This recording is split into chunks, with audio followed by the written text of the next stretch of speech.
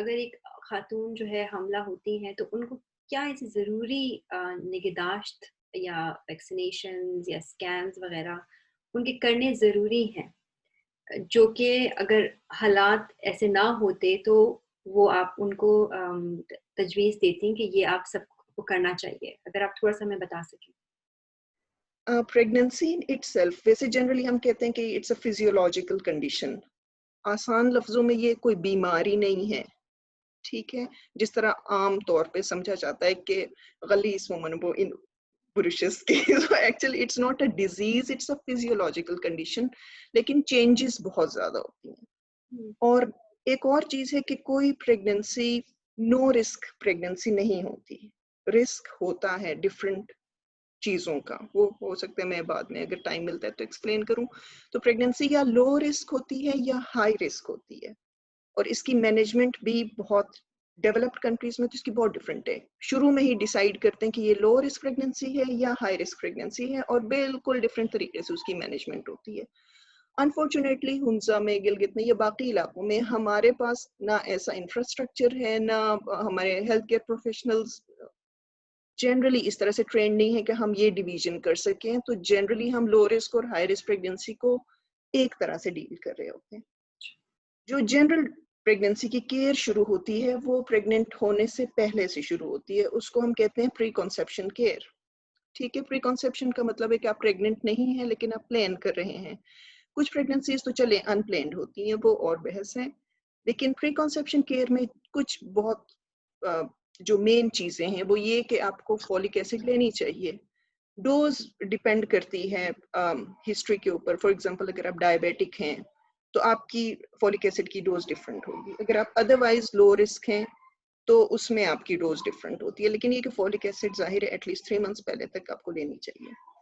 कुछ और चीजें हैं, कुछ टेस्ट जैसे होने होते हैं कि रबेला टेस्ट है, जनरली हम लोग नहीं करते, अवेलेबल भी गिलगित बल्तिस्तान में जनरली, स्पेशली हुंजा में तो बिल्कुल नहीं है।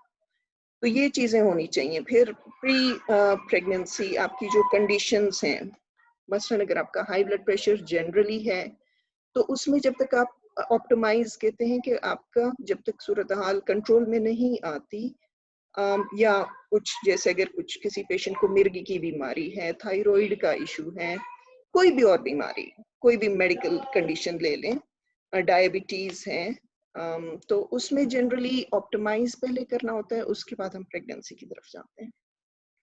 प्रेगनेंसी में एक जो हमारी साइड पे मिसकॉन्सेप्शन और है वो है अल्ट्रासाउंड पे थोड़ा सा ज्यादा जोर दिया जाता है। हुँ, जनरली जो रिकमेंडेशन है कि जो लो रिस्क प्रेगनेंसी है उसमें खवातीन को सिर्फ 2 अल्ट्रासाउंड चाहिए होते हैं। ठीक है, एक तकरीबन होता है तीसरे महीने, अगर उस वक्त तक कोई कॉम्प्लिकेशन ना हुई हो। कॉम्प्लिकेशन का मतलब है या ब्लीडिंग ना हुई हो या पेट में दर्द की शिकायत ना हो। ठीक है, तो ये एक अल्ट्रासाउंड होता है। दूसरे को हम कहते हैं एनॉमली स्कैन। एनॉमली स्कैन होता है 5वें महीने में, जनरली 18 हफ्ते से, क्योंकि अब प्रेगनेंसी को हम हफ्तों में डिवाइड करते हैं, तो 18 हफ्ते से 21-22 हफ्ते तक एनॉमली स्कैन होता है। वो जनरली रेडियोलॉजिस्ट करते हैं, जो अल्ट्रासाउंड का डॉक्टर जिसको कहा जाता है। ठीक है, और जो रिकमेंडेड है, जिस तरह 35 साल की उम्र के बाद खवातीन को डाउन सिंड्रोम, पैदाइशी तौर पे नुक्स वाले बच्चों का जनरली ज्यादा खतरा होता है। ऑल्दो 35 साल से पहले भी खवातीन को ये प्रॉब्लम्स हो सकती हैं। तो उसमें स्क्रीनिंग के लिए कुछ ब्लड टेस्ट होते हैं, वो अनफॉर्चुनेटली हमारी साइड में बिल्कुल भी नहीं है।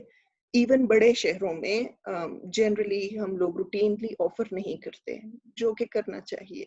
ये और बहस है कि क्यों नहीं करते। हमारे हेल्थ केयर स्ट्रक्चर बहुत फ्रेजाइल हैं, हम बर्दाश्त नहीं कर सकते, हुँ, और ना ही लेबोरेटरीज हमारी इतनी डेवलप्ड है। अच्छा जी, उसके बाद जब शुरू में ही हम डिवाइड करते हैं कि हाई रिस्क प्रेगनेंसी है या लो रिस्क प्रेगनेंसी है, तो हाई रिस्क प्रेगनेंसी को फिर फर्दर डिपेंडिंग अपॉन देयर कि उनकी हिस्ट्री कैसी रही है, तो कुछ खवातीन को 28 हफ्ते के बाद हर 4 हफ्ते बाद कम अज कम अल्ट्रासाउंड की जरूरत पड़ती है। तो ये जो खवातीन है शुरू में ही डिवाइड करके और फिर हर एक का एक इंडिविजुअल प्लान बनाना होता है, जो कि एक स्पेशलिस्ट डॉक्टर का काम होता है। लेकिन गिलगित-बल्तिस्तान में जो आपका तजुर्बा है, उससे क्या जो डॉक्टर्स वहाँ हैं, वो ऐसा कोई प्लान बनाते हैं?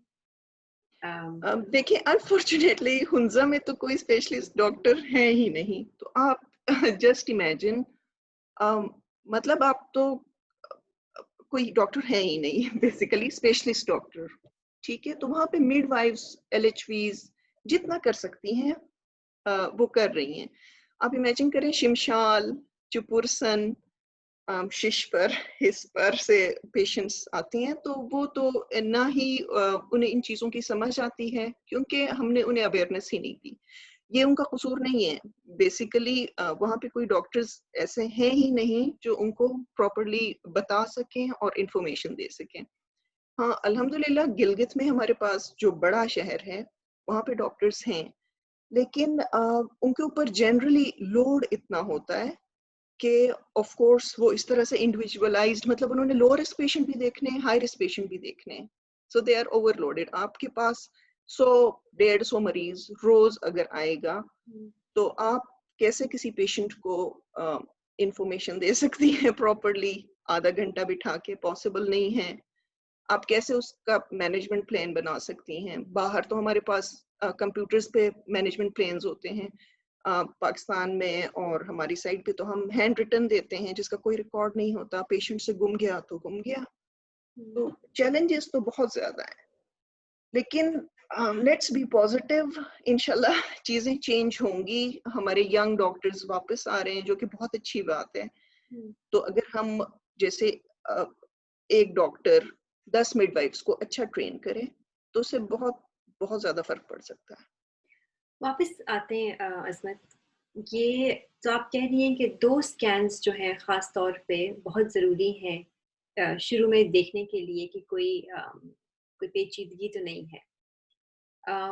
दूसरा जो मुझे समझ आई कि क्योंकि एक तरह से एक खौफ भी पाया जाता है अल्ट्रासाउंड के बारे में, कि अल्ट्रासाउंड जो है कुछ रेडिएशन होता है जिससे कि बच्चा जो है उसके लिए खतरा है। क्या ये बात कहाँ तक दुरुस्त है या ये एक मिसकंसेप्शन है? Ultrasound is almost completely safe in pregnancy. तो ऐसा नहीं है कि जितने आप स्कैन करा लें उसमें कोई इशू नहीं, क्योंकि हम साउंड वेव्स उसमें यूज होती हैं।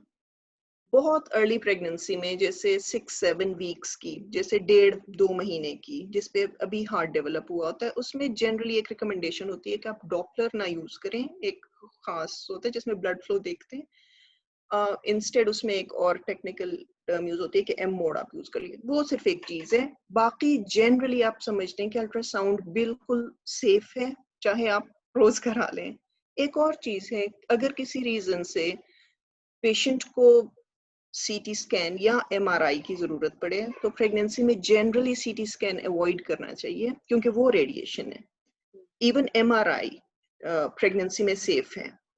तो अगर कोई फॉर एग्जांपल ट्रॉमा की पेशेंट आती है जिसका अगर खुदा न खास्ता रोड ट्रैफिक एक्सीडेंट हुआ है, तो उसमें जनरली सीटी स्कैन की जगह हम एमआरआई कराते हैं। इवन डेवलप्ड वर्ल्ड में बिल्कुल आराम से, उसमें कोई इशू नहीं है।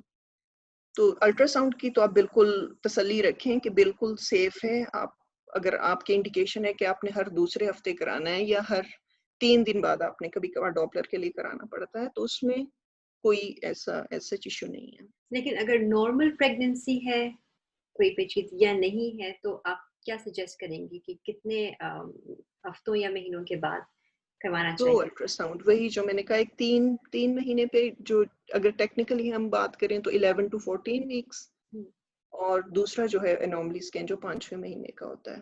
और अगर ये डॉक्टर सजेस्ट करें तो डेफिनेटली और स्कैन्स आपको चाहिए। फैसिलिटी गिलगित में अवेलेबल है? जी जी बिल्कुल है।